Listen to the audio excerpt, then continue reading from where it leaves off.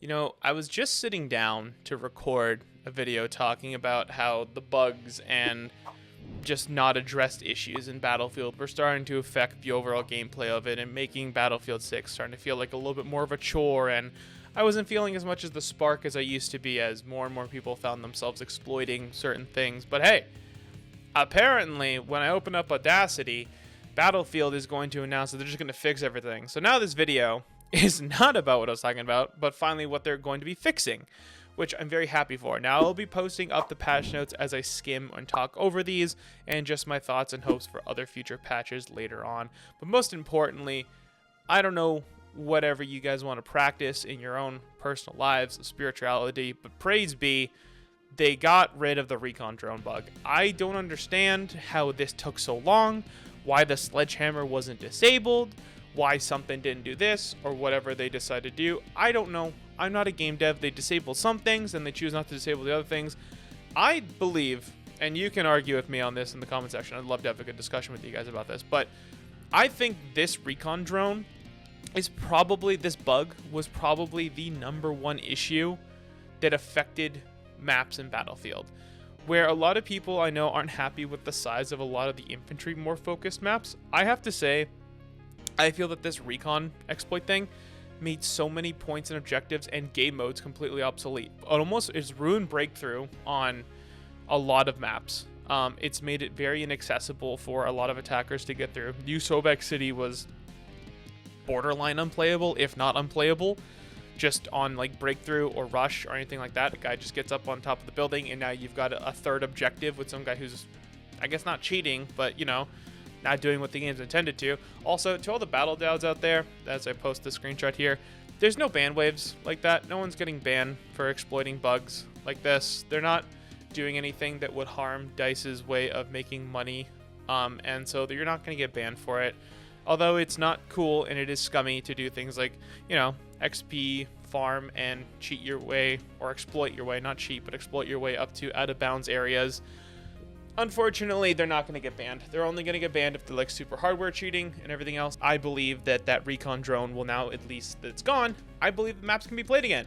The Manhattan Bridge, the 2 New York maps, they'll be so much more accessible now that someone just randomly can't be up on a rooftop and you can't cross the street because, you know, you don't have a vehicle to go take that out, or they're not getting taken out, or just there's this line of inaccessibility that sometimes doesn't happen in your games all the time. Sure, I can grab a sniper rifle and shoot that guy in the face, but it's going to be a repeat over and over and over again because the bug is just so accessible. It was so easy to do. Now, it's gone.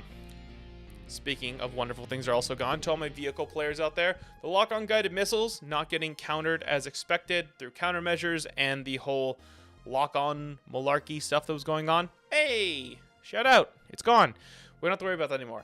I do also agree that although certain maps need to be reworked on escalation, Firestorm looking at you, I do think that having the ability to literally neutralize people's vehicles without them being able to fight back at all is a massive downfall.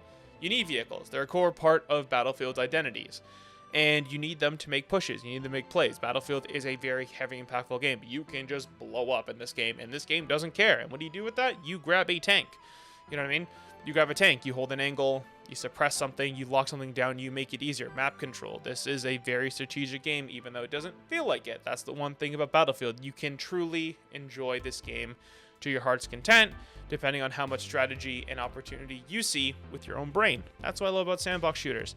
And now, with your vehicles not literally being blown out the sky, or just blown up across the map in general, hey, the maps might play a little bit better. You know, there might be a little bit more flow. And you know what, too? I thought I was crazy. But looking at this one, they fixed an issue where vehicles did not spawn correctly in Breakthrough or Conquest. You know what? I thought I was crazy because I was playing on Mirak Valley, and we were attacking one time. And I was like, is the tank not spawning in? And my buddy Cole was like, it's there, but like it's not loading. And like clicked on it, it didn't load. I'm like, okay, that's weird, whatever. And then it like went away. And I was like, did we lose our tank? Like, what happened? I don't know. We thought that we had to get like a certain amount of tickets, maybe, or something. This is when the game just like first came out, mind you. So like we didn't understand. Then after that, I never really thought of it. And then there was one time we were defending on Mirak Valley, Breakthrough. And I'm sitting there and I'm like, where are their tanks? Where's their IFV? I swear they get 2. And again, my buddies are like, I don't know. I guess they're just not using it. Apparently, because I also noticed sometimes only one IFV would show up, or only one tank would show up. Apparently, they just never loaded in. So that would be good. You know, that will probably also fix the way maps play and everything else and flow of gameplay, because that makes a lot more sense. I thought I was crazy. Turns out I wasn't. Sweet. Now, there's some other stuff that addresses some Battle Royale and audio fixes, which are very good. I am all one for a massive amount of audio fixes. I like hearing people walk up behind me. So, this one here, gunplay. So fixing player interaction with the guns has been something that this game has needed, obviously, since launch. Now, there were 3 major bugs that were apparently causing this issue. Apparently, one of them, which they fixed, was certain attachments interacting with other attachments would cause super bloom. They didn't know which attachments those were, and apparently it was different for every gun. But now that's gone. Sweet. Thumbs up. The second one was the slide into bloom. That's apparently been fixed. Apparently, there's also a sprint issue as well. So while you were sprinting, the dispersion would be higher than intended than when going from sprinting to shooting. Sure, there should be a penalty. I get it. You know, sometimes you get in those oh crap moments, but I don't think your gun needs to be doing like pirouettes and stuff in your hand. That's a little excessive. So they've also fixed the issue where dispersion would incorrectly scale with movement speed. What this I understand from is that it says it always assumes the player is moving at maximum movement speed for the stance, which means that, for example, the fastest you can go in Battlefield is having your knife out and just sprinting. What would happen is it seems that the gun, there's a system that adds dispersion based off the speed you were at. I don't know. It seems kind of goofy, but will hopefully be a lot better. The game assumed you were pretty much having your knife out, moving at that speed while shooting, while maybe you could even been standing still.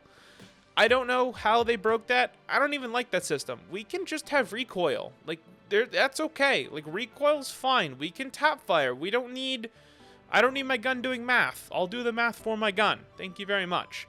And then apparently, which I thought I was crazy again for it, there was added excessive amount of camera shake and weapon movement while aiming down sights after, like, landing from a jump or something. Yeah, I didn't know. That makes a lot of sense. I thought my guns were just tweaking out after I jumped. Turns out I was right. So with all that being fixed, I really do believe Battlefield will feel a lot better. Now you guys can read the rest of the patch notes because they're just some minor to, I guess some major fixes, depends on how they affected your overall quality of life, but these are the main ones I want to talk about. And now ones I hope to see in future patches. First and foremost, it's got to be map layouts. Operation Firestorm, Escalation, you're on the chopping block again. I still hate you. I miss you when you were a good map. I don't understand the way it's laid out and everything else. I spoke about this in a previous video, but the fact the map flows all the way to the wrong side and then one team gets their whole mountain to shoot off of and then the other team doesn't, it's a very weird dynamic and interaction on the map. That needs to be addressed immediately. And some other maps too, for Breakthrough and Rush, just overall how the attackers need to have clear objective and secondary objective so they can secure their objective needs to be a lot better. And I believe there is a lot better placement and everything else that these maps can be more subject to. So hopefully we see that coming in later on. Maybe probably like the next mid-season update, because I know we're due for like one in the middle of November, so that's pretty sick.